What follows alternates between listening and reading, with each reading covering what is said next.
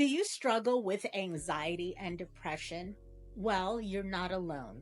In honor of Mental Health Month, I'm sharing my personal routine that helps me manage my mental health every single day. From morning sunshine to pet therapy and everything in between.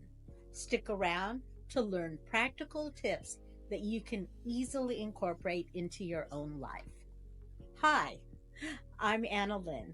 Welcome back to Thrive and Paws, your go-to channel for wellness, lifestyle, and pets. Since May is Mental Health Month, I wanted to share some of my personal practices that help me manage anxiety and depression. It's almost the end of the month, but mental health is important every single day. So let's dive right in. So, first and foremost, taking my medications and vitamins is the cornerstone of my routine. It's important to stay consistent with your medication if it's prescribed and take supplements that support your overall health. Online therapy. Next, online therapy has been a game changer for me. I've been taking online therapy since 2022, and having regular sessions with a therapist helps me process my thoughts and feelings in a safe space. Now, getting dressed. And I do struggle with this, but even if I'm not going anywhere, getting dressed helps me feel more put together and ready to face the day. It's amazing how a simple change of clothes can boost your mood. Now, exercising regularly. I try to exercise several times a week, even if it's just walking my dogs. Physical activity is known to increase endorphins, which can help alleviate symptoms of depression and anxiety. Eating healthy meals is crucial. I focus on balanced nutrition to ensure my body and mind are getting the fuel they need. Getting at least 15 minutes of sunshine each day is essential. Sunlight boosts vitamin D levels, which can improve your mood. For me, it's as simple as going into my courtyard when it's still early because it's really hot here now in southern Arizona. It's going to be 100 degrees today. But I go out in the courtyard and relax and maybe drink a cup of coffee and watch my dogs bark at the neighbors. But it does help boost my mood. So, keeping a tidy house. A tidy house equals a tidy mind. I find that maintaining a clean living space helps reduce stress and creates a calming environment. Now, making my bed. I make my bed each morning. It gives me a small sense of accomplishment right at the start of the day. It sets a positive tone for the rest of the day, and it also keeps me from, going back to bed in the afternoon and taking a 4-hour nap, which is something I like to do.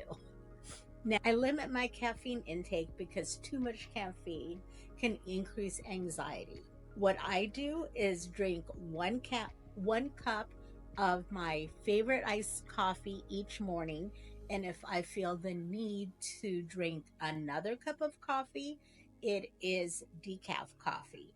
And like right now, before I was filming this video, I had a cup of herbal tea with lemon and honey. Now, another thing that I do is limit social media and devices. I restrict my social media and device usage to twice a day. Constant notifications and scrolling can be overwhelming and distracting. I used to get texts on my phone all the time, or even having a web page open and getting a message or an email that someone sent distracts me. And next thing, a half hour has gone by where I did nothing except read social media or email or, and I avoid comparisons. I make a conscious effort not to compare myself to others. Everyone's journey is different, and compare can steal your joy. Like, you know, is someone my age more successful than me? Do they look better than me? Are they, you know, so I try not to think, well, this person got out of high school the same time I did, or college the same time I did, and they have so much more. I don't think about that, and I don't compare myself to my sister either, who's way more successful than me, because it's depressing and it makes me anxious thinking I need to be a certain way by a certain time when my journey is different from them. And I limit news consumption. I limit watching or reading news since it's often negative and can be a major source of stress. I stay informed, but I avoid overconsumption. What I used to do is like read about something that tragic that happened and then worry about whether or not is this going to happen to me. So I don't do that anymore. I keep learning. One of the things I do to keep learning is whether through a new hobby, reading, or online courses. I actually have a subscription to Skillshare and Masterclass, and I read, I go online and watch the videos or do exercises so I can learn something. It keeps my mind engaged and gives me a sense of purpose. And I'm actually trying to take up crocheting again. I have a crochet kit and we'll see how it works. Because I used to crochet when I was younger, but I stopped. And it's like, you keep, I want to learn how to make stuff again, not just a scarf. So now each morning I create a to do list with a pencil and paper. It helps me stay organized and focus on the task for the day. I know a lot of people talk about putting it in a notes app or on their computer or their phone. For me, it helps to just write everything down first thing in the morning. I sit down, say, this is what I need to do today, and circle like the most important thing that I need to get done without fail. Like today, it's the 28th. I need to make sure that my mortgage is scheduled to be paid before the first. So, and then um, the thing that helps me with writing everything on a piece of paper is the feeling of crossing stuff off. It's, I don't know, it's a lot more fulfilling for me to cross something off saying, yes, I did this. And I have pets, two dogs, two cats, aquarium fish, and I have two foster cats. So I spend time with my pets, and it's one of my favorite ways to boost my mood. Their unconditional love and playful antics are great stress relievers.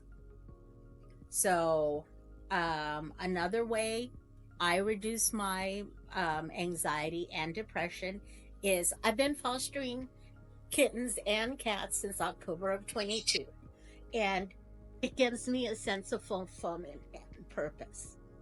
Helping others, even furry friends, can be incredibly rewarding. Love seeing kittens when they're brand new here and teaching them how to use the litter box.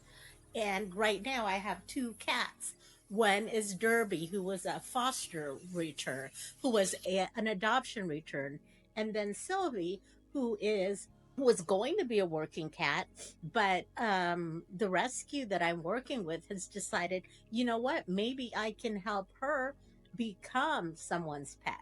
So I want to be able to, I have a feeling of accomplishment when these two guys are going to be able, these two cats are going to be able to go to their forever homes. So I love taking bubble baths. Taking bubble baths at night helps me relax and unwind. It's a wonderful way to de stress before bedtime. And you know what? it helps me sleep. So I try not to take a bubble bath during the day, because if I do that, that's what happens. I take a bubble bath during the day.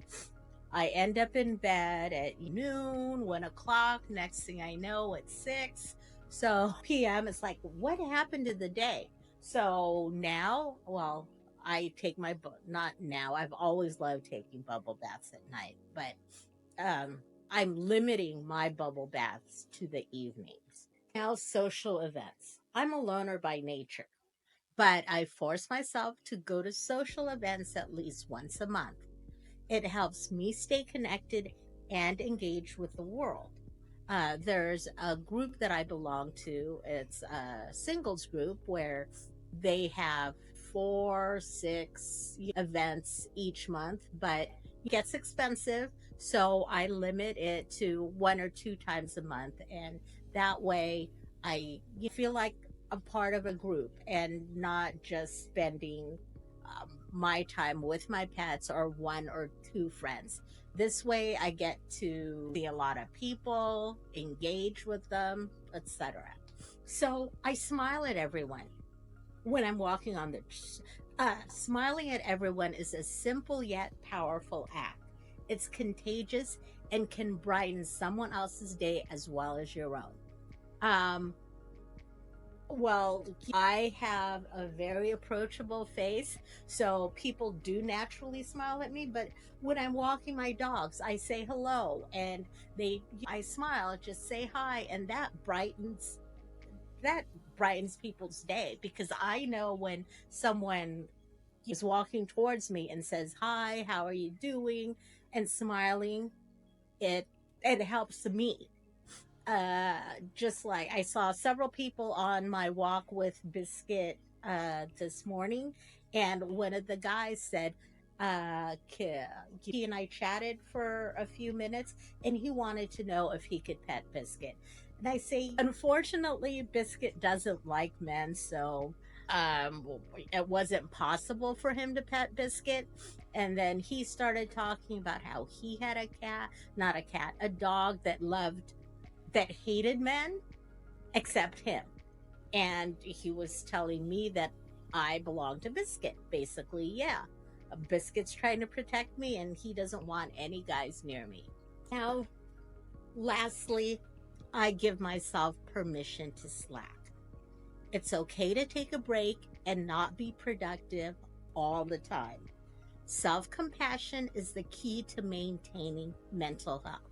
If one day I decide, um, well, today I feel like staying in my pajamas all day, so I will.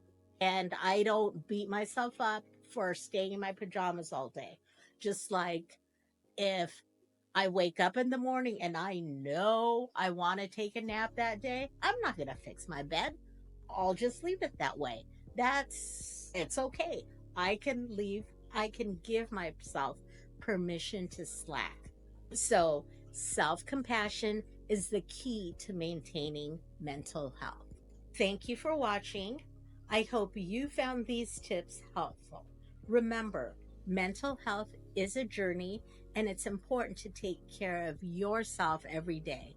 If you enjoyed this video, please give it a thumbs up. Subscribe to Thrive and Paws for more content on wellness, lifestyle, and pets, and hit the bell icon to get notified whenever I upload a new video. And write down in the comments what tips you have for me what tips you have for relieving your stress, your anxiety, your depression. I'd like to hear it. Well, take care, and I'll see you next time. Bye.